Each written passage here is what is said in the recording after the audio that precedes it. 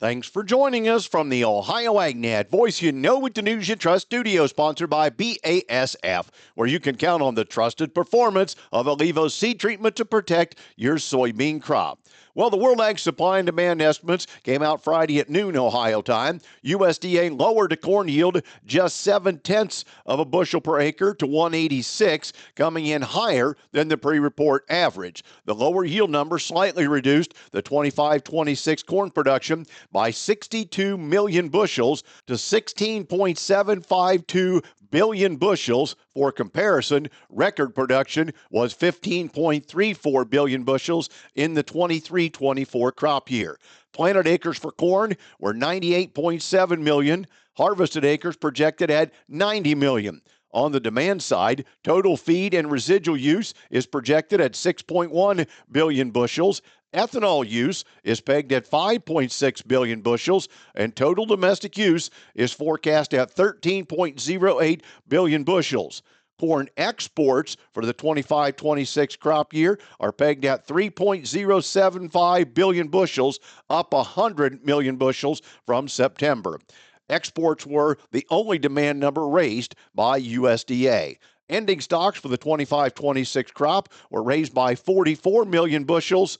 That brought it to 2.154 billion bushels. The farm gate price for corn for 25-26 was raised a dime to $4 a bushel. USDA estimated national soybean yield at 53 bushels per acre, decreased from 53.5 bushels per acre in September. Harvested acres were left unchanged at 80.3 million acres.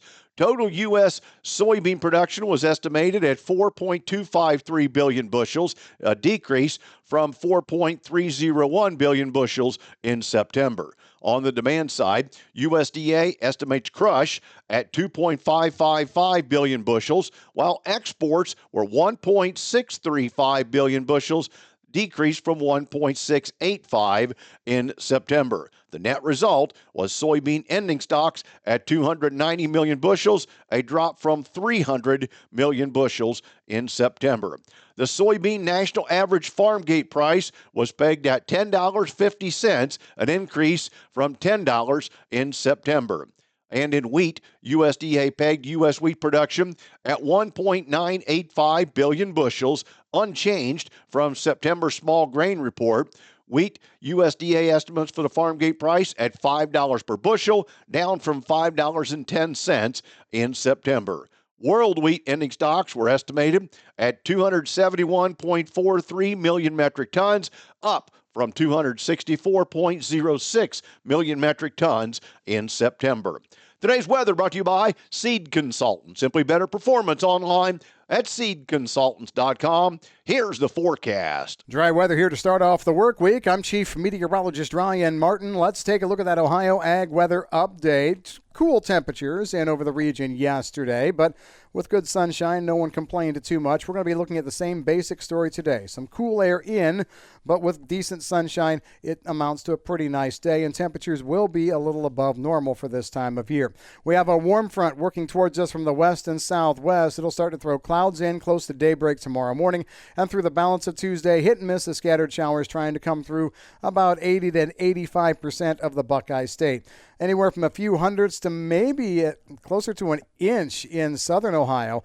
A large part of the state sees the light rain. It'll only be some thunderstorms that boost totals down closer to the Ohio River. By the time we get into Wednesday morning, we are clear again. Wednesday turns out partly to mostly sunny and warmer behind that warm front, and we stay mild into Thursday. However, clouds increase quickly Thursday midday and afternoon. Showers show up overnight Thursday night through Friday, and I think we see a long tail here. We may not be done with moisture completely till sometime mid-morning on Saturday. Combined over that multi-day stretch, put in anywhere from a quarter to 1 inch with coverage 100% of the Buckeye State. Sunday turns out clear to partly cloudy in the north and northwest. May see some lingering rains down over central and southeastern parts of Ohio to start next week. But then we are dry for Tuesday, Wednesday, and early Thanksgiving morning. The balance of Thanksgiving Day features showers, and we see a long tail on this through Friday the 28th, early Saturday the 29th. all in, all done. Anywhere from a quarter to 1.5 inches out of that over that Thanksgiving long weekend. I'm meteorologist Ryan Martin. And thanks, Ryan. Friday's World Ag Supply and Demand Report shared less than supportive news for the cattle and beef markets of 25 and 26, according to DTN livestock analyst Shaylee Stewart. For beef production in 25, it fell by 70 million pounds from the last report in September, as fed cattle slaughter speeds have declined, Stewart said. The similar trend is also noted for 2026 beef production, as now the year is expected to yield 25,490 million pounds, which is down 100 million pounds from September's last report. The biggest expected reason for the decline in slaughter speeds for 26 is because fed cattle processing is expected to remain light, and with cattle spending more time on feed, marketings will be slower for at least the first half of the year. Beef imports for 25 remained unchanged, but exports for the year fell by 10 million pounds. Friday's report also shared less than supportive news for the hog and pork markets for 25 and 26, Stewart said.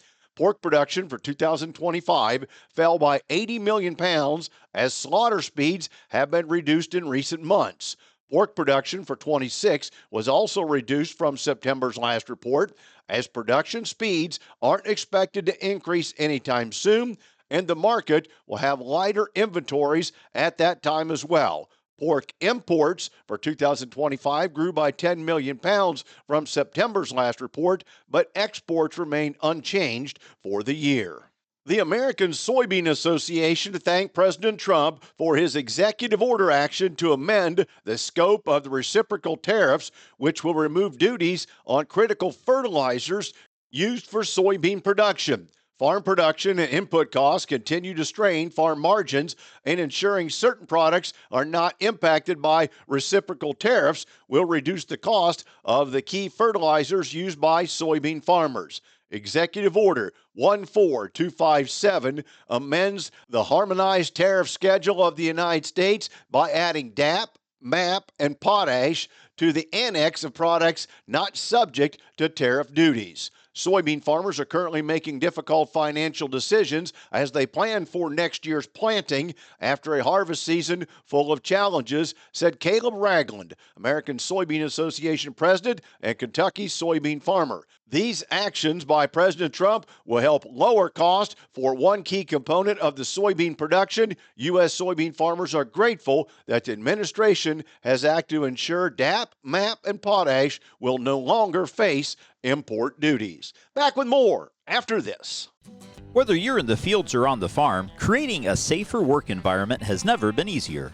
BWC's safety consulting services are included with your policy premiums and offer training and education for everyone in your farming operation. It's always the right time to make safety a priority.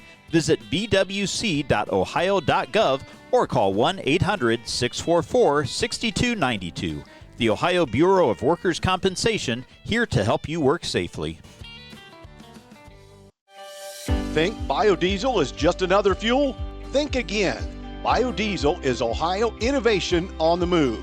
Clean, green, and built to keep diesel engines running strong. It's an engine booster, a soybean supporter, and an environmental champion all in one. Every gallon reduces emissions, strengthens Ohio farms, and powers your ride. Drive with purpose. Choose biodiesel. Learn how at soyohio.org.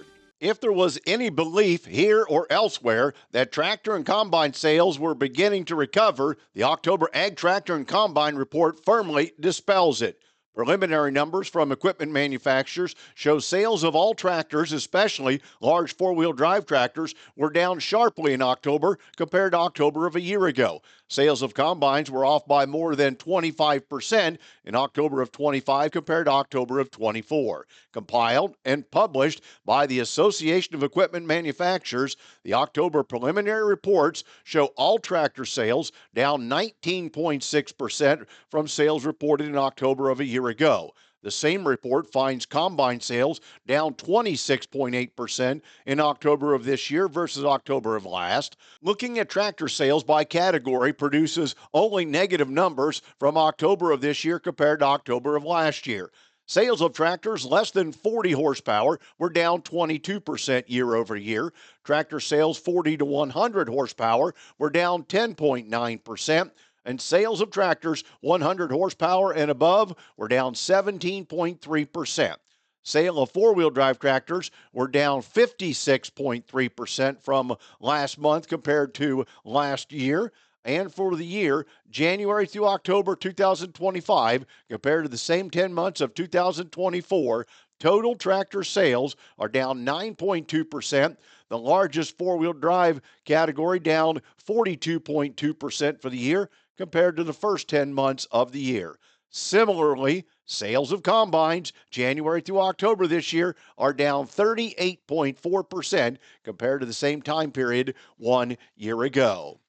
Today's market analysis is brought to you by the Louis Dreyfus Company. Excited to be building the newest state-of-the-art soybean crush facility in Upper Sandusky, Ohio. For marketing information of your beans to LDC, call 574-566-2113. With our analysis, here's Ryan Martin. Well, the markets were down on Friday, and I got to tell you, it kind of stinks when you're right.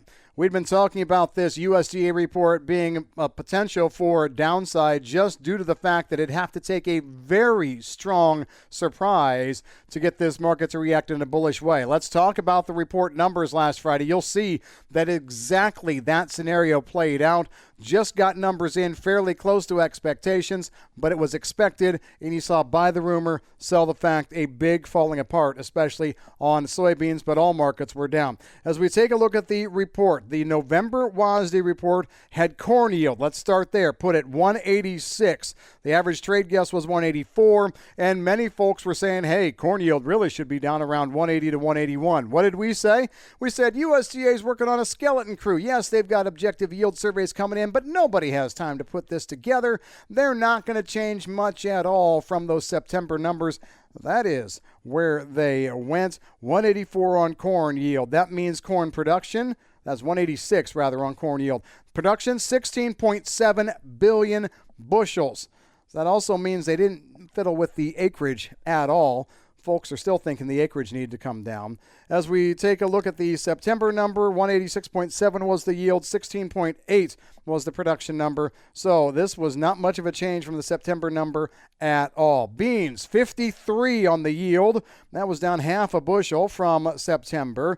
The trade guess was 53.1. Production, 4.253. The average trade guess was 4.266. However, on the bean side of things, they didn't fiddle with exports at all. And what did we tell you? Of course they're not going to do that. We've got no export sales reports in here as of late. They can't do anything there. And even if they did, it's not going to be enough. Lo and behold, that's right where we were. At the end of the day, corn carryout came in at 2.154, which was above the average trade guess, and beans only down 14 million bushels from last month at 290. Honestly, when the exports get cut, that's going back up in a big way. Beans off hard on Friday, corn and wheat down 2. This week could be interesting, folks. I'm Ryan Martin. And thanks, Ryan. Today's market's brought to you by Seed Consultants. Simply better performance online at seedconsultants.com. Overnight at the open, December corn down 3/4 at 429.5. March down a penny at 443, and May 451.25 cents down a penny. The January soybeans down 3 3/4, trading 11.20 3/4. March 11.32.5. Down 3.5, and May 11.43, down 3.5. On wheat, July new crop down 3/4 at 561 3/4. September 575, down 3/4. In livestock, December cattle 219.15, up 15. February up 57 on Friday's close at $219.52. The December lean hogs up 42 cents and closed at $78.50, while February was $79.37 and up 52 cents. January feeder cattle $320.55, up $2.10. March, $313.35, up $1.57. And April feeder cattle closed up $1.72 at $311.07. Thanks for joining us. Have a great day, everyone. I'm Dale Minyo. This is the Ohio AgNet.